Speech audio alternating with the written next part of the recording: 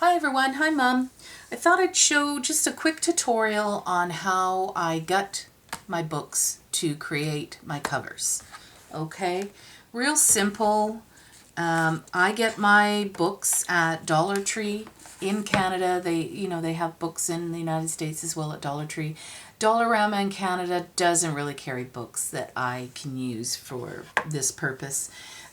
Just going to give you a quick measurement. These are my favorite sizes.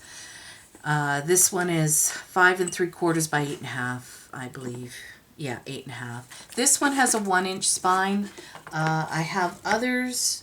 3/4 inch spine is the other. So it really depends on what you plan on as far as book size. The book I just showed you has 3 small signatures in a 1-inch spine. It's super easy for writing. I'll just pull it out again and show you.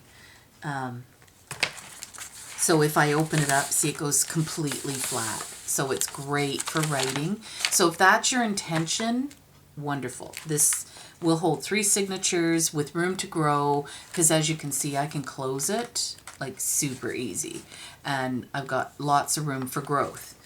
3/4, you could probably easily get away with 2 signatures. So if you don't want like a huge book, 2 signatures will work for you. Like I said, I like both. I like this size in particular because then when I cut my pages, trim the edges, it fits perfectly, as well as it doesn't stick out this way. Okay, so I'm not going to cut off any of the images. Okay, so now how do I get this? We'll take another book, and you need a craft knife. You need to be careful. Don't cut yourself. Push the spine. Put your fingers in between here and just give it a good push. Some of them are much easier than others. Some are just glued to the spine, so once you've cut both sides, you can just rip it out pretty much.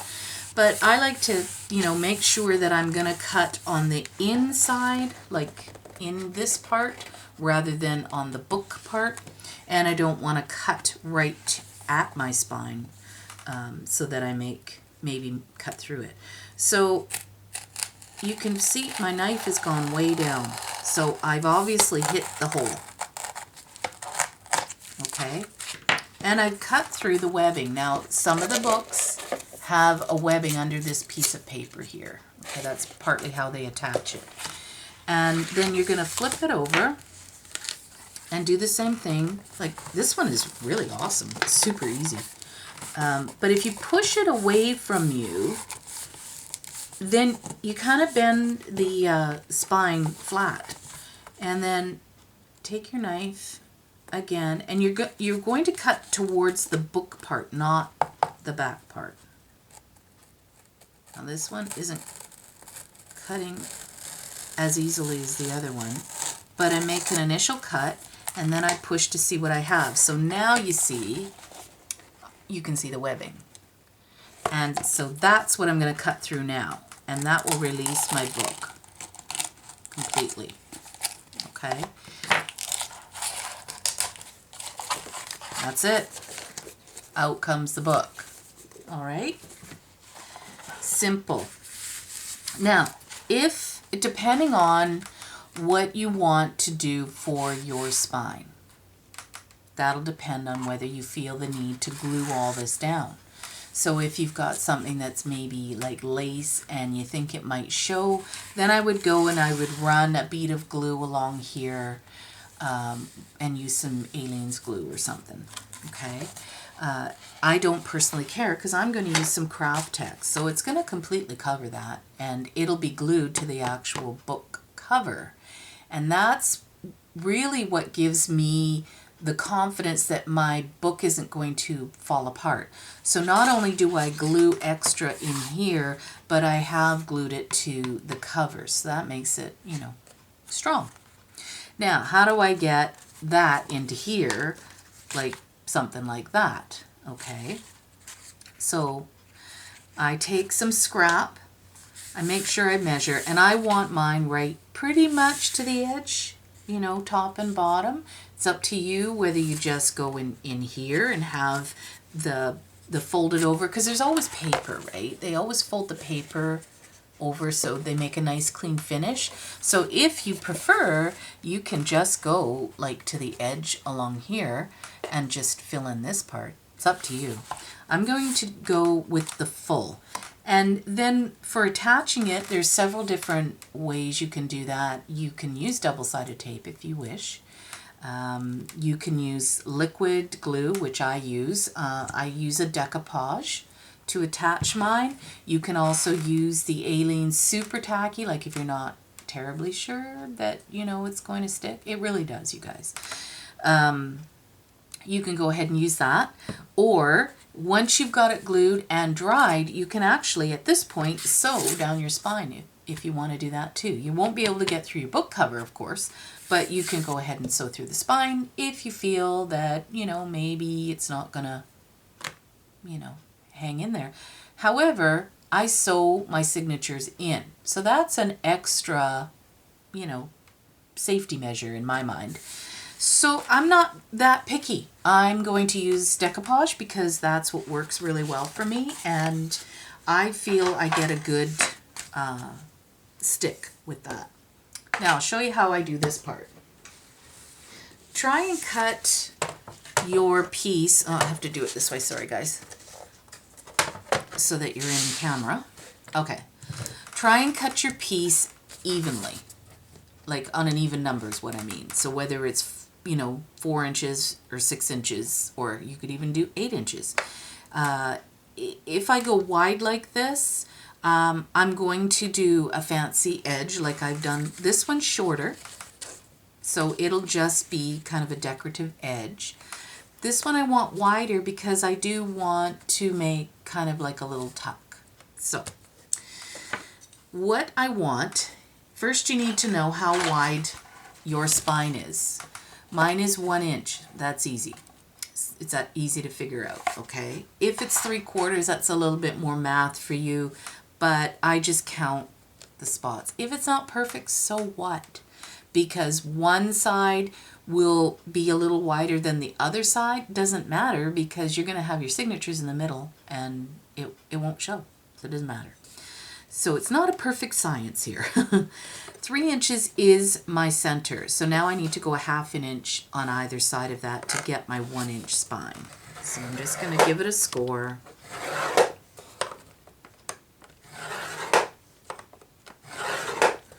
Okay. That out of the way. And now, when you score, you have a valley and you have a mountain. I know that doesn't really show for you, but you do. There you go. There's a mountain. There's a valley. For strength, you want to fold toward the mountain. Okay? Give it a burnish. Do the other one. And give it a burnish. Okay. So now that gives me my center. At this point, I would cut it. Grab this one. I broke one of these doing an edge with this craft text. I was so heartbroken because Martha Stewart is no longer going to be making craft supplies from what I hear. Can't find them at Michael's at all. This one I bought at my local craft store. It does cut, but I hold my breath each time I do it. Line that up.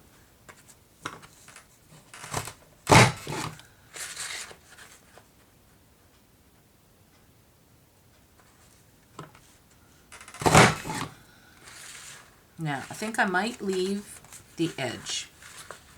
I'm eyeballing the center, you guys, just so you know. There's no scientific thing here going on. It's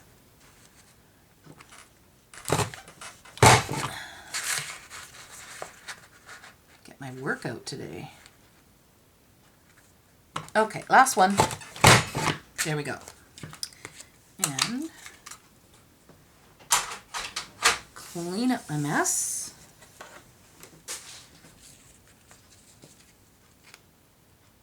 Okay, so there's my decorative edge. Now if you want, you can paint it or stain it or do whatever you want. I'm not.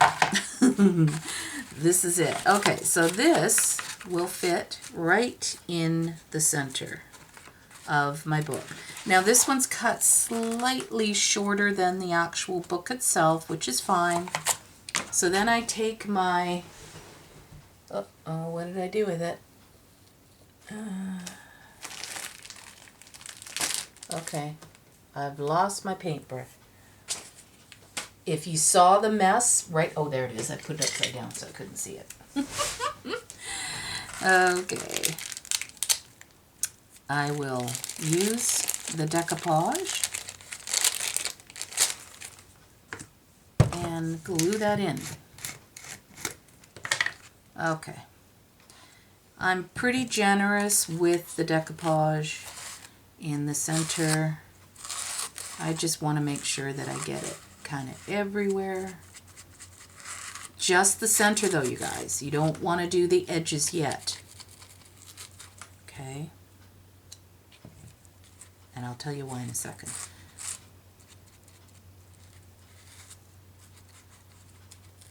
All right. So you want to be generous without being like goopy. Don't be goopy. Okay.